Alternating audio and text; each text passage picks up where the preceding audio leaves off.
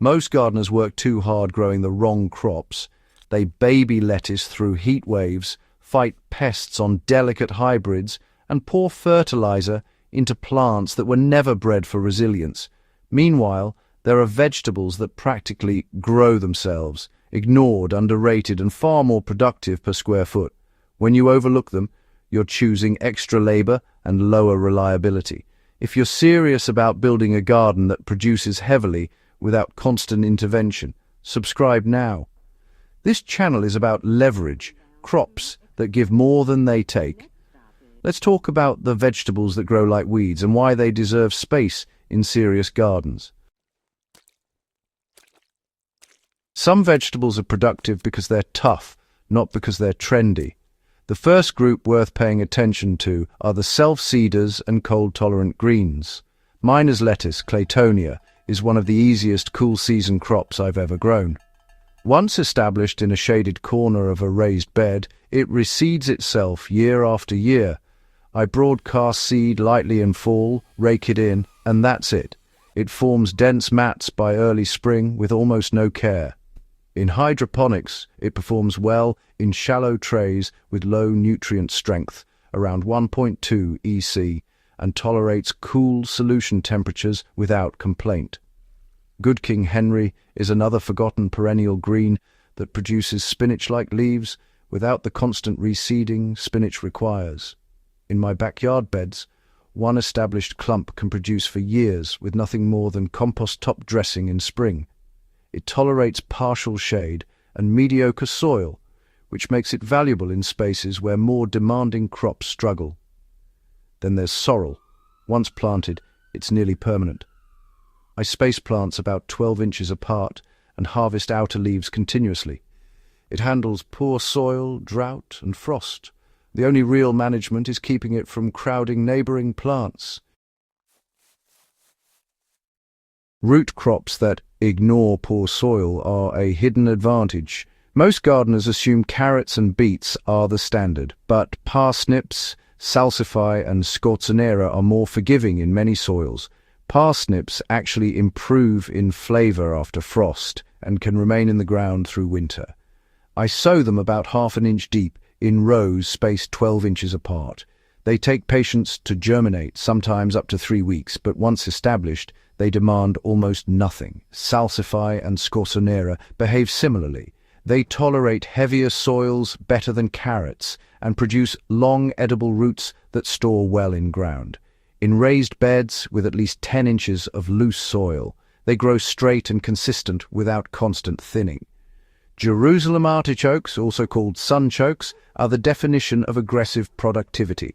Plant tubers 4 inches deep and 18 inches apart, and you'll harvest pounds from each plant. They can become invasive, so I grow them in contained beds. Once established, they require almost no watering and return reliably each year. Perennial vegetables reduce work year after year. Asparagus is well known, but sea kale and Turkish rocket deserve more attention.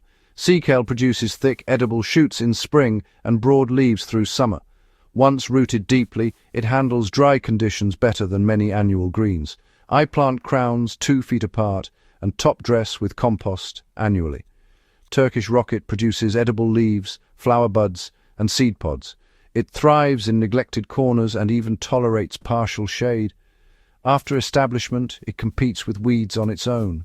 Walking onions are another workhorse. Plant bulbs once, and they multiply by forming top sets that bend to the ground and root. In my beds, I plant them 6 inches apart and harvest green onions continuously. They survive frost, drought, and neglect. Some forgotten vegetables thrive because they grow fast, and honestly, they seem to know how to protect themselves. Amaranth, for example, is one of the most underutilized leafy crops out there. It tolerates heat, poor soil, and, even inconsistent watering. I like to sow it directly once the soil warms up and then thin it to about 8 inches apart. The great thing is you can harvest the leaves continuously, and later on those seed heads provide grain as well. It really outperforms spinach in the summer by a wide margin. Now, Malabar spinach is another heat-tolerant alternative that's worth mentioning. It's a climbing vine that just thrives in hot conditions where traditional greens, they usually fail. In raised beds, I always provide a trellis and make sure it gets consistent moisture. If you're growing hydroponically, it grows aggressively with just moderate nutrient levels and warm solution temperatures. New Zealand spinach behaves in a similar way, sprawling across beds and producing right through the heat. Once it's established, it tolerates drought far better than lettuce ever could. Legumes that don't complain are a real asset. They make your soil better while feeding you at the same time. Fava beans, honestly, deserve a lot more space in cool season gardens. They tolerate cold, improve soil nitrogen, and produce heavily with very little care. I plant them about 6 inches apart, in rows spaced 18 inches apart. Even if you don't stake them, they stand up reasonably well. Cowpeas and yard-long beans, on the other hand, handle summer heat effortlessly. They climb aggressively and keep producing for weeks. Even in poor soils, they still perform because of their nitrogen fixation. I've grown cowpeas in neglected beds where tomatoes really struggled and, they just thrived.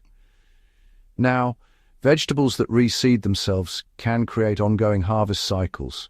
Arugula is often treated as a spring crop, but if you let a few plants flower and drop seed, you'll end up with volunteers emerging all throughout the year. I encourage this in certain sections of the garden. Honestly, volunteer plants often outperform carefully spaced transplants. Mustard greens behave much the same way. Once established, they self-sow aggressively. In raised beds, I allow a controlled patch to reseed and thin as needed. Cilantro is another crop that bolts quickly, but if you let it drop seed, coriander volunteers will appear naturally when conditions are right. So instead of fighting bolting, I use it to create cycles. Hardy brassicas can actually outlast the season entirely. Kale isn't exactly forgotten, but perennial kale varieties certainly are.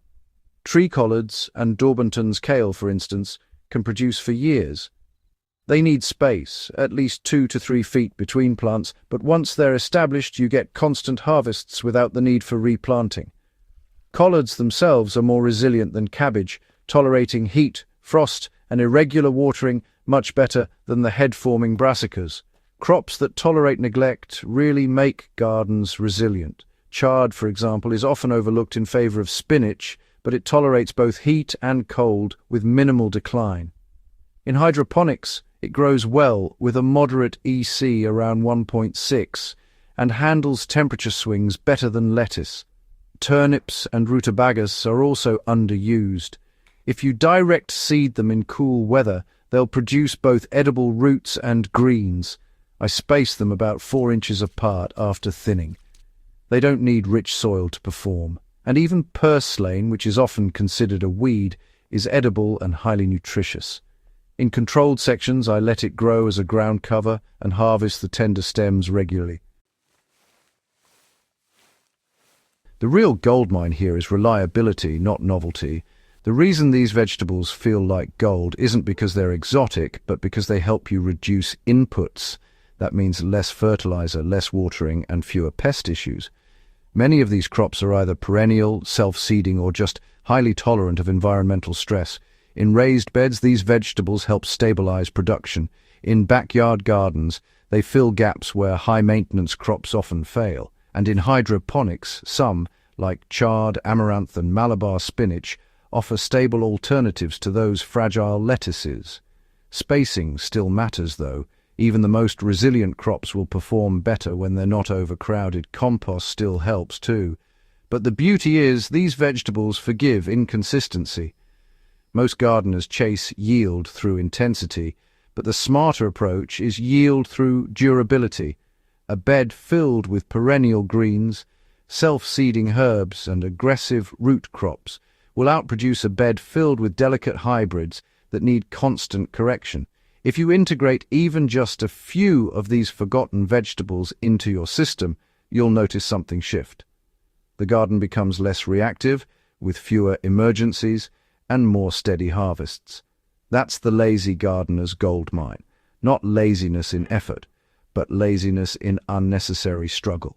If this kind of practical, resilience-focused, growing strategy helps you rethink what you plant, go ahead and subscribe to the channel and share this video with another gardener who's tired of fighting their crops. The best gardens aren't built on trend. They're built on plants that simply refuse to fail.